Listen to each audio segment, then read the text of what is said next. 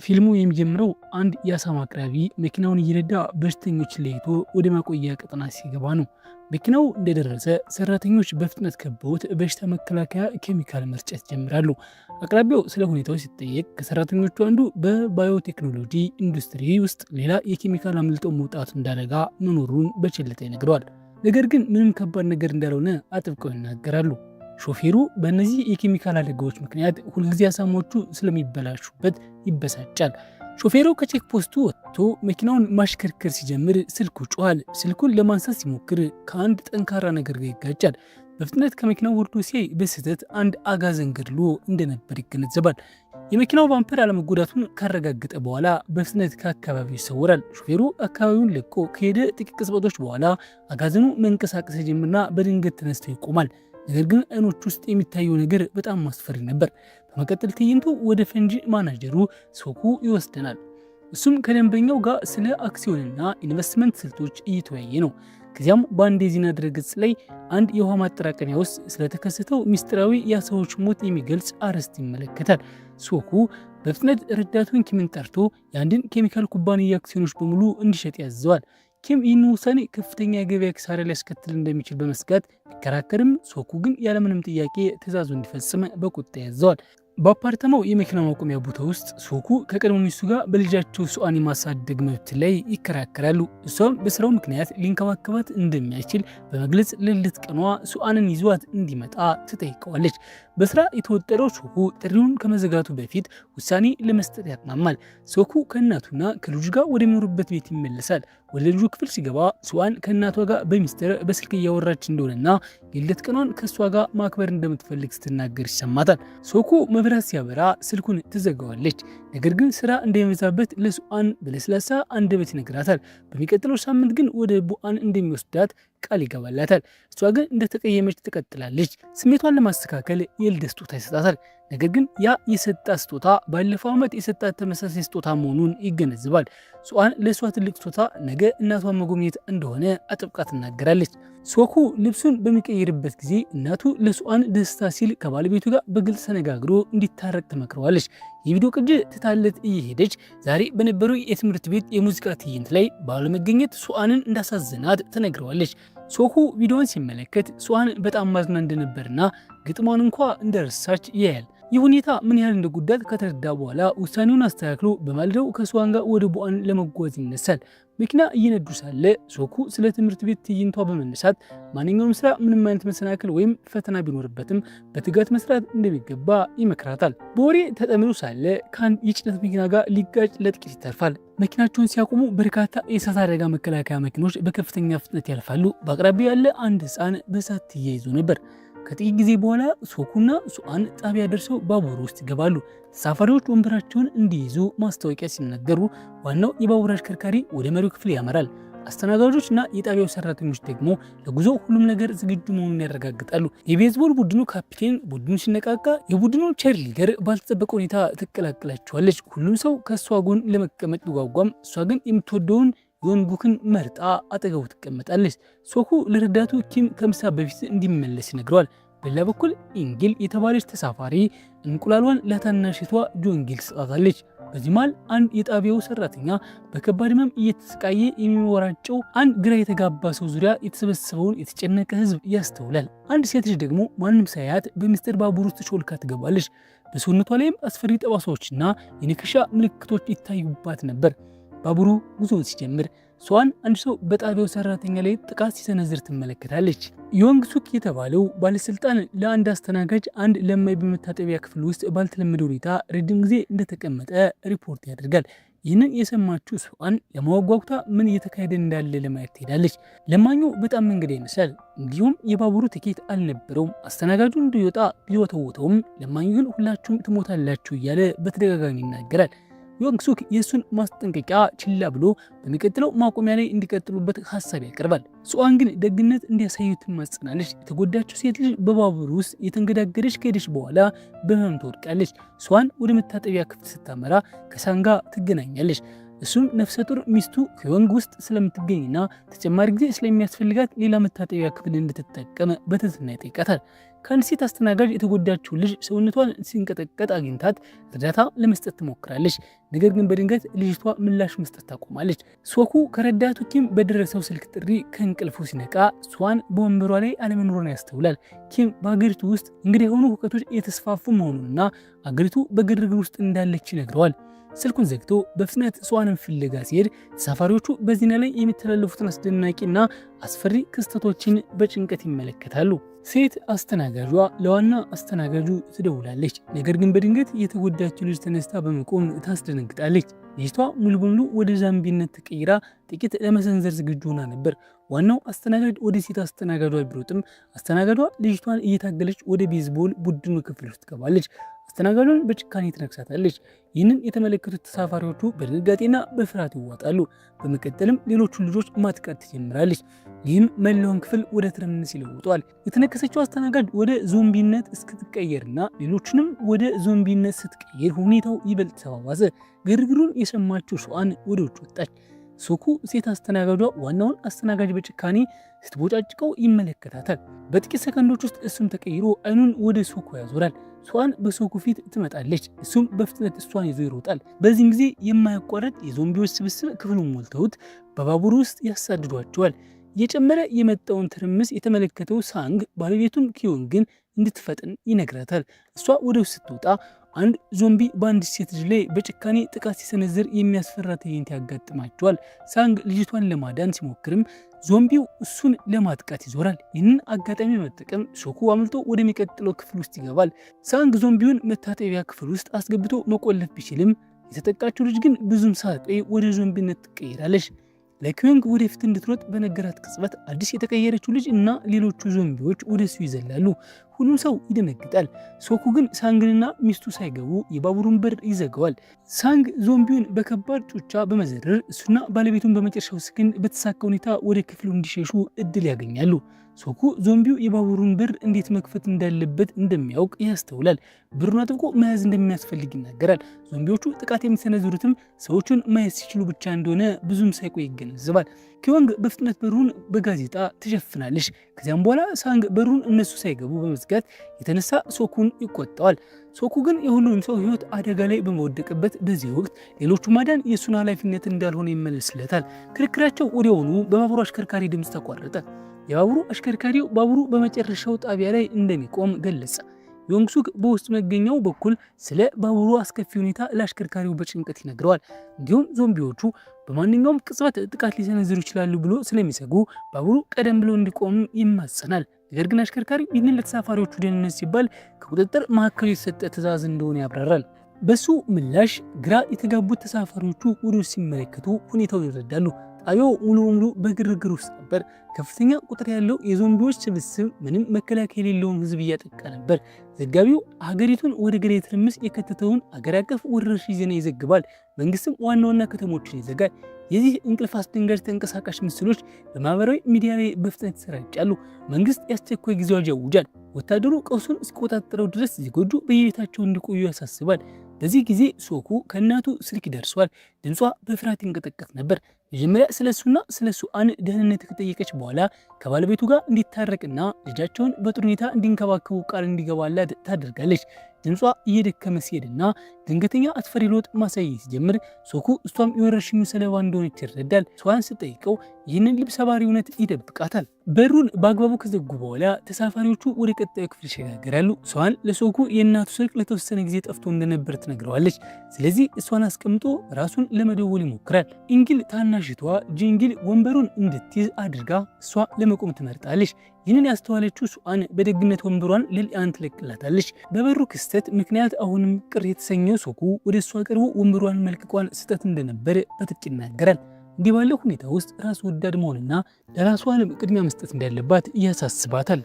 የባቡር አሽከርካሪው ሁሉም ሰው በሰላም ወደ ቤቱ እንዲመለስ ወታደሮቹ በሰፈሩበት በቴጆን ጣቢያ ባቡር እንደሚቆም ያውጃል። ሶኩ ዮንግሱክ በስልክ ከወረርሽኙ ነፃ ስለሆኑ ከተሞች ከአንድ ሰው ጋር ሲነጋገር ይሰማል። ቴጆን ግን ከነዚያ ከተሞች አንዱ አልነበረችም። ሶኩ ልጇን ባለችበት እንድትቆይ ነግሯት ስልክ ለመደወል ወደ ሌላ ክፍል ያመራል። ሳንግ ሱአንን ስለ አባቷ ይጠይቃታል። እሷም የፈንድ ማናጀር መሆኑን ስትነግረው ስራው ልክ እንደ ደም መጣጭ እንደሆነና ለዚህ ነው እሱ በጣም ራስ ወዳድ የሆነው በማለት ይሳልቅባታል። ኪዮንግ በንግግሩ ትቆጣለች። ሱአንን ግን ሁሉንም ሰው ስለ አባቷ ተመሳሳይ ነገር እንደሚናገር በመግለጽ በዝምታ ትስማማለች። ስሜቷን ለማስተካከል ኪዮንግ ከረሜላዎች ትስጣትና ገና ያልተወለደውን ልጇን ታስተዋውቃታለች። ስም ስላልመረጠላት ሳንግን ኃላፊነት የጎደለው አባት በማለት ትቀልዳለች። ሷን የልጁ እንቅስቃሴ ሲሰማት ፊቷ በደስታ ይበራል። ሶኩ እርዳታ ለማግኘት ወደ አንድ የባለስልጣን ደንበኛው ይደውላል። ደንበኛው ቴጆን በወታደራዊ ቁጥጥር ስር መሆኑንና ሁሉም ተሳፋሪዎች ሲደርሱ ለይቶ ማቆያ ውስጥ እንደሚገቡ ያስጠነቅቀዋል። ሶኩ ከዚያ ለማምለስ ሲል ልዩ የህይወት ዘመን የንግድ ምስክሮችን ለመስጠት ቃል ይገባል። ደንበኛውም ተስማምቶ ዋናውን መውጫ ትቶ በምስራቅ በር በኩል እንዲያመልጥ ይመክረዋል። ሶኩ ሊመጣ ሲል እማኙ ከወንበሩ ጀርባ ተደብቆ ይመለከተዋል። ከጥቂት ጊዜ በኋላ ባቡሩ ቴጆን ጣቢያ ይደርሳል። ነገር ግን አካባቢው በአስፈሪ ሁኔታ ጸጥ ያለና ሊረዳቸው የሚችል ምንም አይነት ወታደር አይታይም ነበር።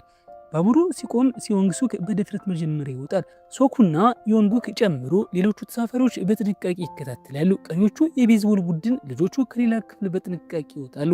የባቡር አሽከርካሪውና አንድ አስተናጋጅ በዞምቢ የተወረሩትን ክፍሎች ይመለከታሉ።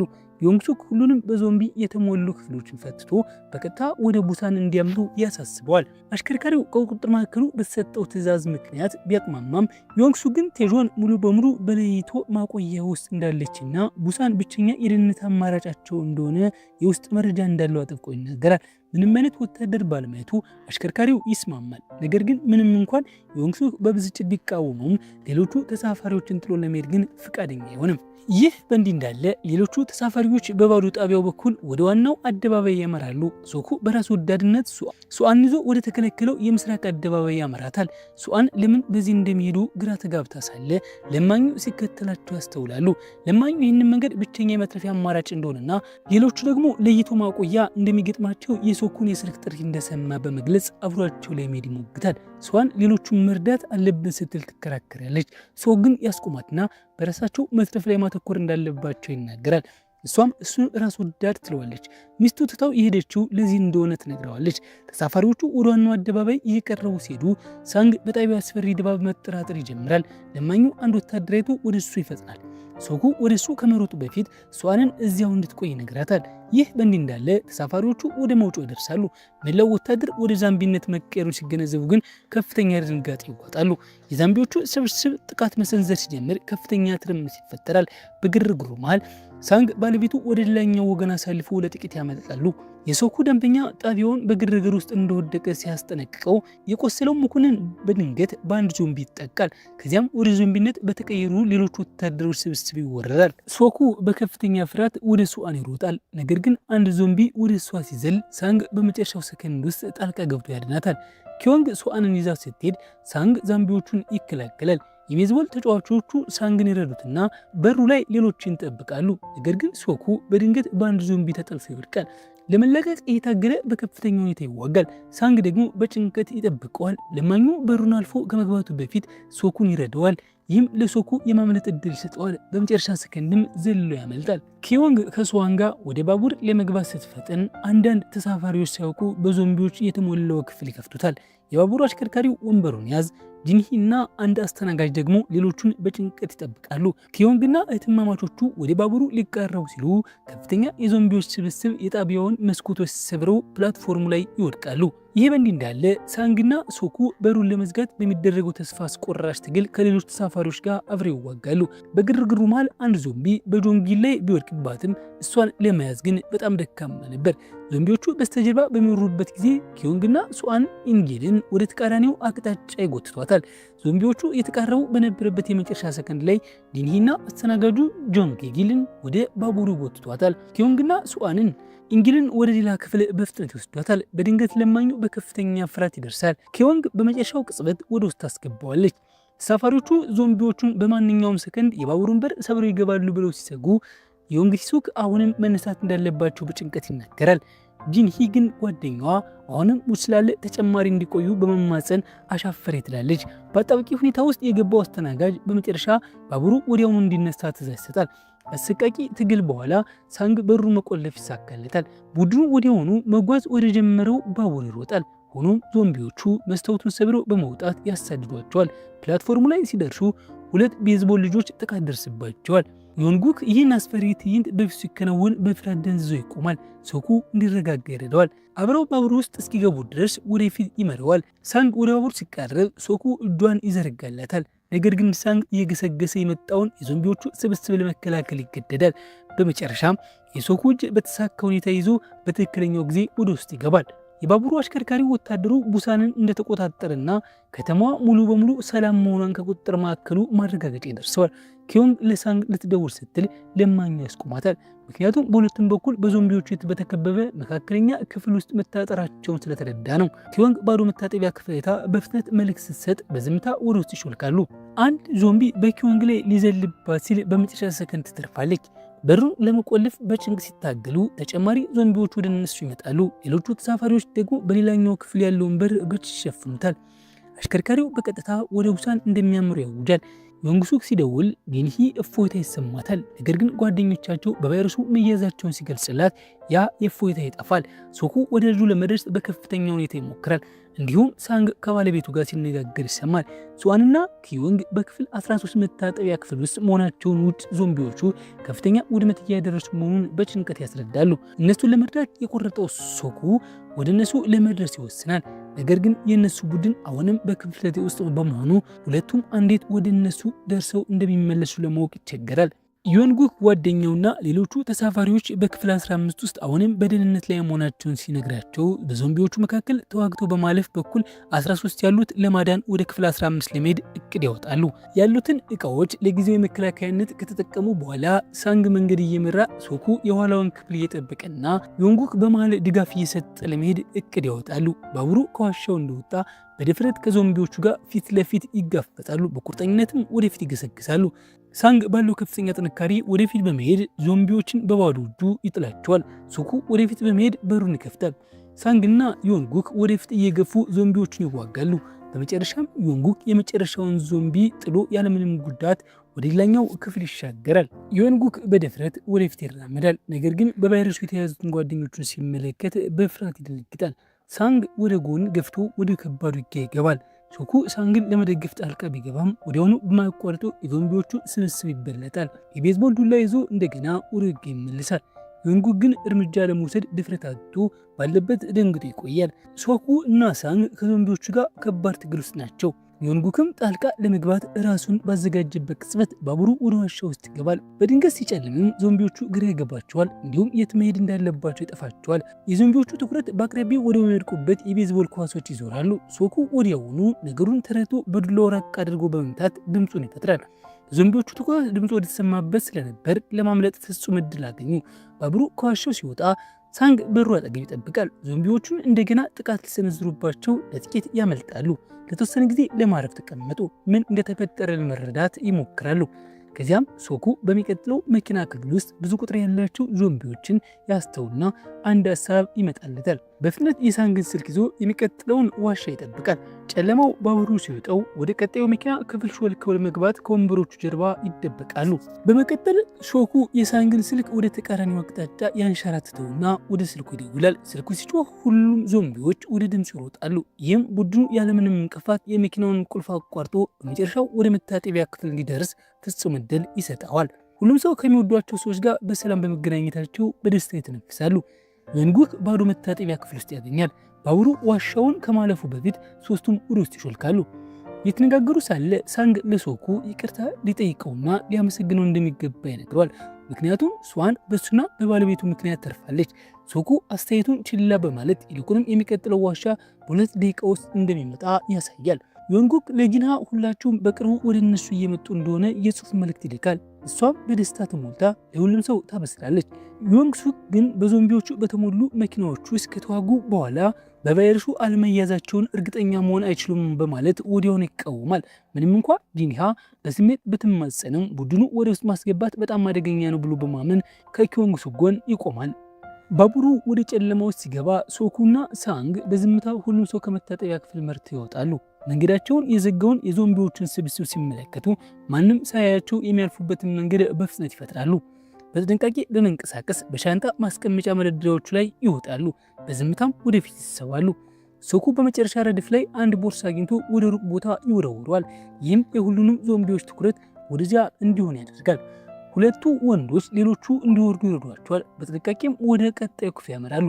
ለማኙ ወደ ታች ሲወርድ ግን ተንሸራቶ በከፍተኛ ድምፅ ይወድቃል። ሶኩ እሱን ለመርዳት ይንቀሳቀሳል። በድንገት ባቡሩ ዋሻውን ያልፋል። ሁሉም ሰው ወዲያውኑ ለመደበቅ ይገደዳል። ከጥቂት ቆይታ በኋላ ሶኩ ለማኙ እንዲሮጥ ምልክት ይሰጠዋል። ነገር ግን እሱ መሮጥ ሊጀምር ሲል እግሩ በአንድ የሶዳ ጣሳ ላይ ያርፋል። ያ የፈጠረው ድምፅ ወዲያውኑ ዞምቢዎቹን ትኩረት ይስባል። የሚያስቡበት ጊዜ ስላልነበረ ወደ ቀጣዩ ክፍል በፍጥነት ይሮጣሉ። በበሩ በኩል ለመግባት ለጥቂት ቢተርፉም አንድ ዞምቢ በበሩ ራሱን ያስገባል። ይህም ሳንግ በሩን ዘግቶ ለመቆለፍ ሙሉ ጉልበቱን እንዲጠቀም ያስገድደዋል። በከፍተኛ ጥረት ዮንጉክና ሶኩ የክፍል 15ን በር ለመክፈት በጭንቀት ይታገላሉ። ሳይሳካላቸው ሲቀር ዮንጉክ ወደ ጂንሂ ይደውላል። ስልኩ ቢጮህም ዮንግሱክና ሌሎቹ ተሳፋሪዎች በሩ ከውስጥ አጥብቀው እንዲቆልፉትና አስተናጋጁም ጂንሃን አፍኖ ይዟታል። ሳንግ አደጋ ላይ መሆኑን ያየው ሶኩ እሱን ለመርዳት ይፈጥናል። ዞምቢዎቹን ለመከላከል የቤዝቦል ዱላውን ሳያቋርጥ ይሰነዝራል። ዮንጉክ ደግሞ በሩን ለመስበር በከፍተኛ ሁኔታ ይታገላል።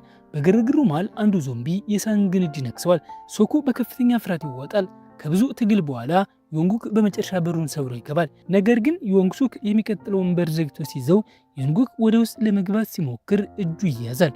ሌሎቹም ዮንግሱክን ለመርዳት ሲቀላቀሉ በሁለቱም በኩል ከባድ ትግል ይፈጠራል። ሶኩና ሳንግ አሁንም እየተዋጉ ሳለ ጃንጊል እህቷ ኢንጊል አሁንም በህይወት እንዳለችና ከዩዮን ጋር እየታገለች መሆኑን ታያለች። እሷም በፍጥነት ከጂንሂ ጋር በመሆን በዮንግሱክና እሱን ከሚረዱ ሰዎች ጋር መዋጋት ትጀምራለች። ኪዮንግ ወደ እሱ ስትጠጋ ሳንግ ወደፊት እንድትሄድ በቁርጠኝነት ይነግራታል። በቫይረሱ መያዙን ያወቀው ሳንግ ጊዜው እያለቀ መሆኑን ይረዳል። ሶኩ ባለቤቱን ይዞ እንዲሄድ ያሳስበዋል። እንዲሁም ከዚህ በላይ መቆየት እንደማይችል ይናገራል። ሶኩ እሱን ጥሎ ለመሄድ ፈቃደኛ ባለመሆኑ እምቢ ይላል። ነገር ግን ሳንግ በሀሳቡ በመጽናት ባለቤቱንና ገና ያልተወለደውን ልጁን እንዲጠብቅለት ቃል ያስገባዋል። ሶኩ በመጨረሻ በሩ ላይ ለተፈጠረው ክስተት ይቅርታ ይጠይቃል። ትዕይንቱ እጅግ ልብ የሚነካ ይሆናል። ሶኩ ሌላ አማራጭ ስለሌለው ኪዮንግን ይዞ በከባድ ልብ በግድ ይዟት ይርቃል። ከመለያየታቸው በፊት ሳንግ ወደ ኪዮንግ ይመለከትና ለልጃቸው ሶዩን የሚለውን ስም እንደመረጠ ይነግራታል። በዚያ ቅጽበት በሩ ተሰባብሮ ይከፈታል። ዞምቢዎቹን ወደ ውስጥ ይጎርፋሉ። ሶኩ ኪዮንግን አጥብቆ ይዞ በፍጥነት ወደ ደህንነት ቦታው ያደርሳታል። ምንም እንኳን ጥንካሬው የደከመ ቢሄድም ሳንግ ዞምቢዎቹን ወደ እነሱ እንዳይደርሱ ለማድረግ ሳያቋርጥ ይዋጋል።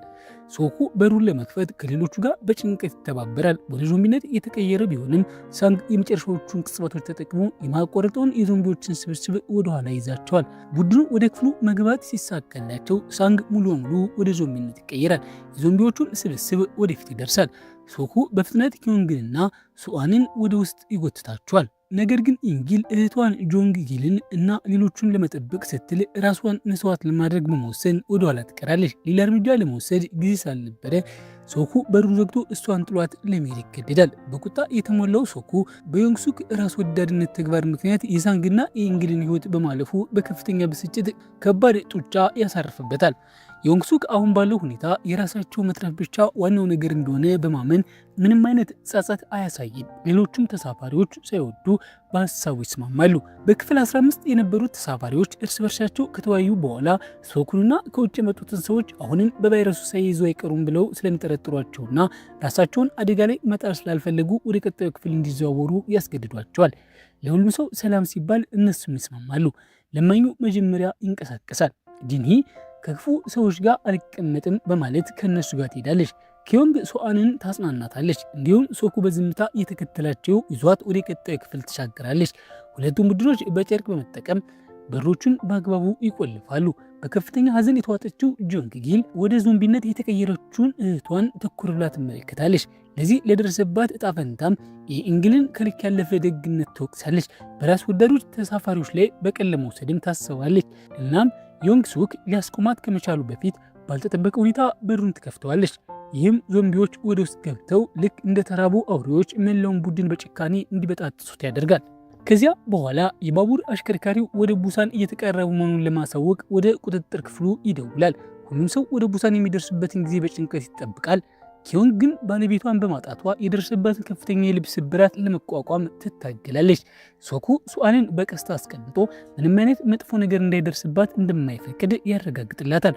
ቀኑ ከመጠናቀቁ በፊትም ከእናቷ ጋር እንደምትሆን ቃል ይገባላታል። በመቀጠል ሶኩ ራሱን ለማደስ ወደ መታጠቢያ ቤት ያመራል። በዚያ ሳለም ከኪም ስልክ ይደርሰዋል። ኪም እንባ እየተናነቀው ቫይረሱ በአጋጣሚ የተከሰተ ሳይሆን ቀደም ሲል ሶኩ የኩባንያው አክሲዮኖች በሙሉ ሲሸጥ ከፍተኛ ኪሳራ የደረሰበት የኬሚካል ኩባንያ ባለቤት ያደረሰው የበቀል እርምጃ መሆኑን ይገልጽለታል። በጥፋተኝነት ስሜት የተዋጠው ሶኩ በከፍተኛ እንባ ይሰበራል። ልክ በዚያ ጊዜ አሽከርካሪው በድንገት ፍሬን ይይዛል። ይህም ባቡሩ ከፊት ለፊቱ ካሉት ኮንቴነሮች ጋር ከመጋጨቱ በፊት በከፍተኛ ድምፅ እንዲቆም ያደርገዋል። አሽከርካሪው ከፊት ለፊት መንገዱን የዘጉ አንዳንድ ኮንቴነሮች መኖራቸው ባቡሩ መቆሙን ያውጃል። ወደ ቡሳን ጉዟቸውን የሚቀጥሉበት ሌላ ባቡር ለመፈለግ ራሱ መጀመሪያ ወደ ውጭ እንደሚወጣ ይገልጻል። እንዲሁም ቀሪዎቹ ተሳፋሪዎች በስተግራ በኩል ወዳሉ የመጨረሻ የባቡር ሂደት በፍጥነት እንዲሄዱ ያዛል። ዮንግሱክና አስተናጋጁ ከዞምቢዎቹ ጥቃት ተርፈው የአሽከርካሪውን ማስታወቂያ ያዳምጣሉ። አሽከርካሪው በጥንቃቄ ወደ ውጭ ይወጣል። እናም በአቅራቢያው ወዳለ አንድ ባቡር በፍጥነት ይገባል። ነገር ግን ባቡሩ በዞምቢዎች የተሞላ ሆኖ ያገኘዋል። ወዲያውኑ ወደ ውጭ ዘሎ በመውጣት በሩን ፊት ለፊታቸው ይዘጋዋል። ከውስጥ ሆኖ አካባቢውን በጥንቃቄ ከተመለከተ በኋላ ሶኩ ሁሉም ሰው ንቁ ሆኖ እንዲጠብቅ እያስጠነቅቃል። የሱ ቡድን በጥንቃቄ ከባቡሩ ይወጣል። በዞምቢዎቹ በተሞላው ባቡሮች መካከልን እየተሽሎከለኩ በጥንቃቄ ይጓዛሉ። ከብዙ ውድቅ ሙከራዎች በኋላ አሽከርካሪው በመጨረሻ አስተማማኝ የሆነ ባቡር ያገኛል። ዮንሱክ ከመታጠቢያ ቤቱ በጥንቃቄ ይመለከታል። አስተናጋጁን መንገዱ ክፍት እንደሆነ በማስመሰል ያልታለለውና ቀድሞ እንዲሄድ ይነግረዋል። አስተናጋጁ ወጣ ባለበት ቅጽበት ዮንግሱክ ወደ ዞምቢዎቹ ይገፋውና ዞምቢዎቹ በሱ ላይ ሲረባረቡ ከባቡሩ በፍጥነት ያመልጣል። በዞምቢዎቹ በተሞሉ ባቡሮች የተከበበውን የኪዮንግን ቡድን በግራ በኩል ወዳለው ሀዲድ የሚወስደውን መንገድ ለማግኘት ይቸገራል። ልክ በዚያ ጊዜ አሽከርካሪው ባቡሩን በግራ ወዳለው ሀዲድ ያመጣዋል። ነገር ግን እየነደደ ያለ ሌላ ባቡር ወደ ሶኩ ቡድን በከፍተኛ ፍጥነት ሲገሰግስ ይመለከታል። ባቡሩ አስተማማኝ መሆኑን ካረጋገጠ በኋላ ዮንግሱክ ወደ ሌላኛው ወገን እንዲሻገሩ ለሶኩ ምልክት ይሰጠዋል። በድንገት መሬት መንቀጥቀጥ ይጀምራል። ማንም እርምጃ ለመውሰድ ከመቻሉ በፊት የሚነደው ባቡር በአቅራቢያው ካለ ሌላ ባቡር ጋር በከፍተኛ ሁኔታ ይጋጫል። ይህም ጥቅጥቅ ያለ ጭስ በአየር ላይ እንዲወጣ ያደርጋል። በአደጋው ምክንያት ዮንጉክና ጂንሂ ከነሶኩ ይነጣጠላሉ። ዮንጉክ ከጂንሂ ጋር በፍጥነት በባቡር ውስጥ ይገባል። የተቆለፈውን በር ለመክፈትም ይታገላል። ባቡሩን ለመስበር እየታገለ ሳለ ዮንግሱክ በድንገት ከበስተጀርባው ይመጣል። ጂንሂን እየቀረበ ወዳለው ዞምቢ ይገፋታል። ዮንጉክ እሷን ለማዳን ሲሄድ ዮንግሱክ በመስኮቱን ሰብሮ ያመልጣል። ዮንጉክ ዞምቢውን ከባቡሩ ማስወጣት ይሳካለታል። ይሁን እንጂ ወደ ኋላ ሲመለከት ጂንሂ በቫይረሱ መያዟን ይገነዘባል። በከባድ ሐዘን ተውጦ በክንዶቹ ውስጥ አቅፎ ይይዛታል። እሷ ግን ሙሉ በሙሉ ወደ ዞምቢነት ተቀይራ እሱን ትነክሰዋለች። ሶኩ ራሱን ሲያውቅ ሁሉም ሰው ደህና መሆኑን ያህል፣ ነገር ግን ዞምቢዎቹ በማንኛውም ሰገድ መስኮቱን ሰብረው ሊያጠቋቸው በተዘጋጁበት ባቡር ስር መታጠራቸውን ይረዳል። ዮንግሱክ የሚንቀሳቀሰውን ባቡር አይቶ ዞምቢዎቹ እያሳደዱት ወደ እሱ ይሮጣሉ። አሽከርካሪው እንዲፈጥን ያሳስበዋል። እሱ ግን ይወድቃል። አሽከርካሪው ሊረዳው ሲቃረብ ዮንግሱክ እሱን ወደ ዞምቢዎቹ በመግፋት በድጋሚ ክደት ይፈጽማል። ይሁን እንጂ ዮንግሱክ ራሱንም ማምለጥ አልቻለም። በመጨረሻም ይነከሳል። ቢሆንም ግን ወደ ባቡሩ ይሮጣል። በሌላ በኩል ባቡሩ ሊገለበጥ በተቃረበበት ቅጽበት ሶኩ ጠባብ ክፍተት አይቶ በዚያ በኩል ይሾልካል። ሌሎቹን ለመርዳት ሲሞክር አንድ ከባድ የባቡር አካል ወርዶ ክፍተቱን ይዘጋዋል። ሶኩ ፍርስራሹን ለማንሳት ቢታገልም ዞምቢዎቹ በአቅራቢያው ያለውን መስኮት ሰብረው ይገባሉ። ለማኙ ሴቶቹን ለመጠበቅ ሲል ዞምቢዎቹ እንዳያልፉ ይይዛቸዋል። ሶኩ በመጨረሻ ክፍተት ይፈጥራል። ለማኙ ሴቶች በፍጥነት እንዲሄዱ አጥብቆ ይናገራል። ሶኩ በመጨረሻ ሰከንድ ወደ ውጭ ይጎታቸዋል። ለማንኛውም እነሱ ማምለጥ እንዲችሉ ራሱን ይሰዋል። በመቀጠልም ሁሉም ዞምቢዎች መስኮቶቹን ሰብረው ይወጣሉ። እነሶኩንም ከኋላ ይከተሏቸዋል። ዞምቢዎቹ ያለማቋረጥ እያሳደዷቸው ወደ ባቡሩ ይደርሳሉ። ባቡሩ ላይ መውጣትን ይሳካላቸዋል። ምንም እንኳ ዞምቢዎቹ ሊይዟቸው ባይችሉም አንዳንዶቹ ግን ባቡሩን ይይዙታል። ይህም ባቡሩን የሚከተል ረጅም የዞምቢዎች ሰንሰለት ይፈጠራል። ሶኩ ሕይወቱን አደጋ ላይ ጥሎ ዞምቢዎቹን እየረገጠ እንዲለቁ ያደርጋቸዋል። ከአጭር ትግል በኋላ በመጨረሻ እነሱን ማስለቀቅ ቻለ። ከዚያ በኋላ ሶኩ ወደ ባቡሩ አሽከርካሪው ሲያመራ በቫይረሱ የተያዘውን ዮንግሱክን ያገኘዋል። ሶኩ በፍጥነት ሊዝጋው ቢሞክርም ዮንግሱክ ግን ወደ ዞምቢነት እየተቀየረ ወደ እሱ ይጓዛል። እንዲያድነውም ሶኩን ይለምነዋል። ነገር ግን በድንገት ሙሉ በሙሉ ተቀይሮ ሶኩን ማጥቃት ይጀምራል። መታገልም ይጀምራሉ። ሶኩ ወደ ኪዮንግና ሱአን እንዳይደርስ ዮንግሱክን ሳያቋርጥ ይታገላል። ዮንግሱክ በከፍተኛ ቁጣ ተሞልቶ በኃይል ሶኩን ያሸንፈዋል። ሊነክሰው ሲል ኪዮንግ ጣልቃ ገብታ ለጥቂት ታድነዋለች። ኪዮንግን ለማዳን በሚደረገው ከፍተኛ ትግል መሃል ሶኩ እጁ ላይ ይነከሳል። ሶኩ በባቡሩ ላይ ሰንሰለት ያስተውላል። ከዚያም ራሱን በሰንሰለቱ ከባቡሩ ጋር ያስራል። ዮንግሱክን ይዞ ከባቡሩ ላይ ዘሎ ይዘላል። ዮንግሱክ ሲወድቅ እሱ ግን በሰንሰለቱ ምክንያት ከመውደቅ ይተርፋል። ሶኩ ቫይረሱ ወደ ደም ስሮቹ እንደተሰራጨ ይረዳል። በፍጥነት ኪዮንግንና ሱአንን ወደ አሽከርካሪው ክፍል ይወስዳቸዋል። የፍሬን መያዣውን ያሳያትና ልጁን እንድትጠብቅለት ይማጸናታል። ለሱአን ቡሳን እስኪደርስ ድረስ ኪዮንግ ጋር እንድትቆይና ወታደሮቹ በሰላም ወደ እናቷ እንደሚወስዷት ይነግራታል። ሱአን ሶኩ እንዲሄድ ፈቃደኛ ባለመሆኗ ሁለቱም እንባዎቹን ለመግታት አልቻሉም። ትዕይንቱ ልብ የሚሰብር ይሆናል። ሶኩ ሳይወድ በግድ እጇን ያስለቅቅና በከፍተኛ ሁኔታ እያለቀሰ ይወጣል። ኪዮንግ ወደ ኋላ ጥብቃ ስትይዛት ሱአን እያለቀሰች ትጮኻለች። ሶኩም እንባውን ማቆም አልቻለም። ብዙም ሳይቆይ ወደ ዞምቢነት ለመቀየር በተቃረበበት ቅጽበት ሱአን የተወለደችበትን ቀን ያስታውሳል። ለሱአንና ለሳንግ የገባውን ቃል በመፈጸም ፈገግ ብሎ ከባቡሩ ላይ ይዘላል። ኪዮንግና ሱአን ለተወሰነ ጊዜ ከተጓዙ በኋላ በመጨረሻ ቡሳን ጣቢያ ይደርሳሉ። ከባቡሩ ሲወርዱ ወታደሮቹ ሁኔታውን ሙሉ በሙሉ በቁጥጥር ስር እንደዋሉት ኪዮንግ ታስተውላለች። ወደ ዋሻው ሲገቡ በሌላኛው ወገን ያሉ ወታደሮች በቫይረሱ መያዛቸውን ወይም አለመያዛቸውን እርግጠኛ ባለመሆናቸው መሳሪያዎችን ያነሱባቸዋል። ከጥቂት ቅጽበቶች በኋላ ወደ እነሱ ለመተኮስ ትዕዛዝ ይደርሳቸዋል። ከዚያም ሱአን የአባቷን ትውስታ እያሰበች በለቅሶ የታጀበ መዝሙር መዘመር ትጀምራለች። ይህም ወታደሮቹ በቫይረሱ አለመያዛቸውን እንዲያረጋግጡ ያደርጋቸዋል። እነሱን ለማዳን በፍጥነት ይሮጣሉ። ከማይቋረጥ ትግልና ልብ ሰባሪ መስዋዕትነት የተሞላበት አስከፊ ጉዞ በኋላ ፊልሙ የሚጠናቀቀው ኪዮንግና ሱአን ብቻ በሕይወት ተርፈው ነው። መልካም ጊዜ።